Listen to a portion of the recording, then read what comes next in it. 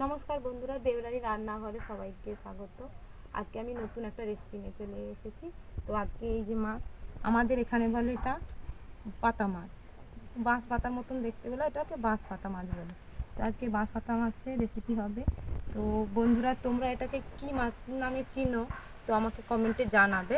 তো আমি মাছটা কেটে নিচ্ছি। এই মাছটাকে তো মানে ছাল ছাড়াতে হবে না, একটু মাটিয়ে ঘষিয়ে দেওয়ার পরে ছাল আর আঁশ সহ ছাড়ানো হয়।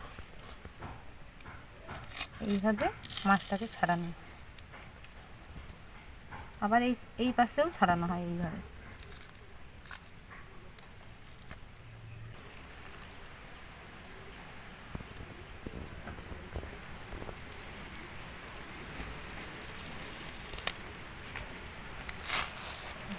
ছাড়ানো হয়ে গেলে এবার আমি কেটে নিচ্ছি। মুখটাকে বাদ দিয়ে দিতে হয়।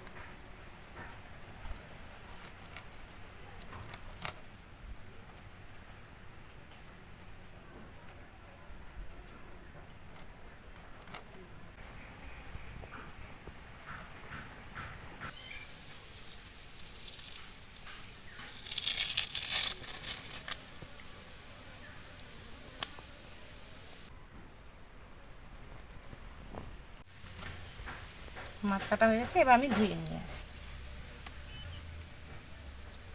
মাছটা ধুয়ে নিয়ে চলে এসেছি। এবার আমি এখানে লবণ আর হলুদ গুঁড়ি মাখিয়ে দেবো।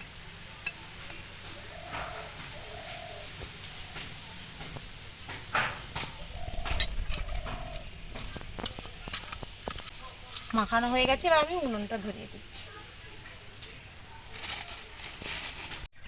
তো উনুনটা ধরে গেছে, কড়াইটা বসতে কড়াই তাপতে তাপতে তোমাদের কী কী লাগছে দেখিয়ে দিচ্ছি।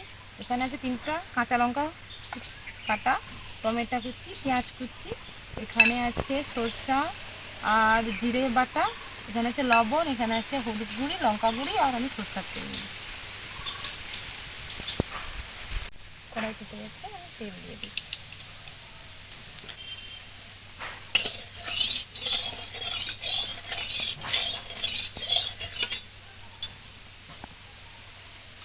মাই দিয়ে দিচ্ছি।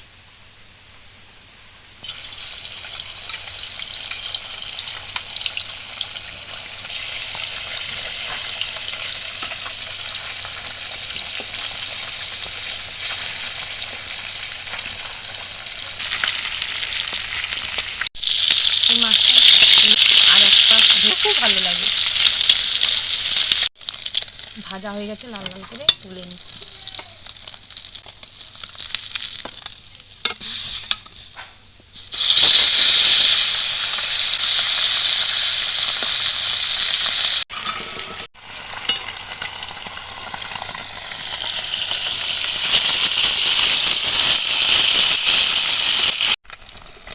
মাছ ভাজা হয়েছে, এই মাছগুলো আমি তুলে দিচ্ছি।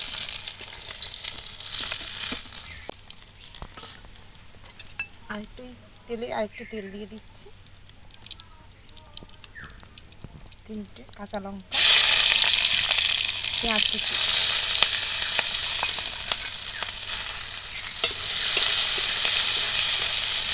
টমেটো কুচি দিয়ে একটু নাড়া করে একটু লবণ দিয়ে দিচ্ছি। টমেটো আর পেঁয়াজটা একটু ভালো করে নরম করে, হলুদ গুঁড়ো,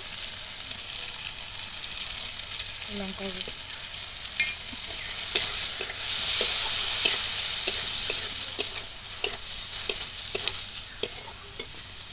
এখানে জিরে আর সর্ষে বাটা দিয়ে দিই।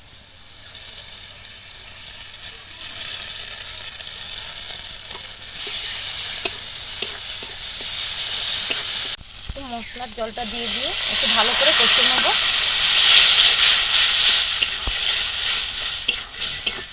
কষানো হয়ে গেছে, একটু ধারে ধারে তেল ছেড়ে গেছে, তো আর একটু আমি জল দিয়ে দেবো পরিমাণ মতন জল দিয়ে দিচ্ছি।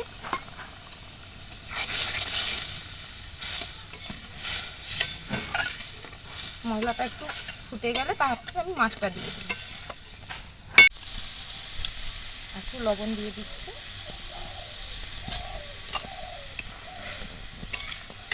ঝোলটা ফুটে গেছে, এবার আমি মাছটা দিয়ে দেবো।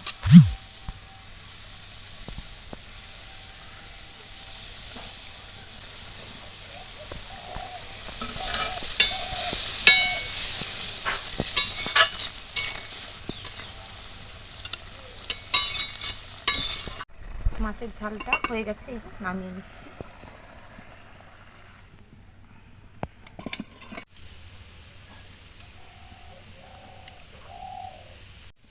পাতা মাছের ঝাল রান্না হয়ে গেছে।